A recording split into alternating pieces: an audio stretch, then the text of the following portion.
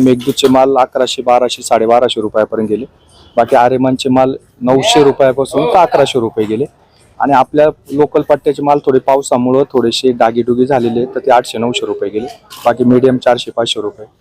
मग आता जो माल येतो साधारण कुठून कुठून येतो काय?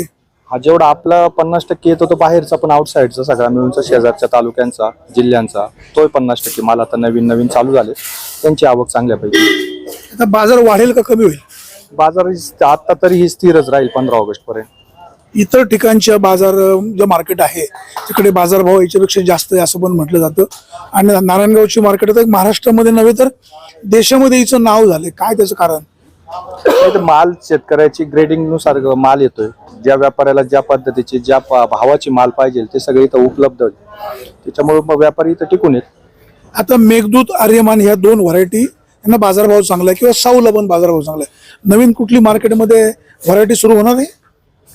ते काहीतरी एक बलवीर एक आहे, एक आता सिजंटाची एक 1008 काहीतरी एक नवीन व्हरायटी. त्यांना काय बाजारभाव आहे? नाही ते अजून चालू नाही झाले. 15 ऑगस्ट पासून थोड्याशा चालू व्हायला सुरुवात होते.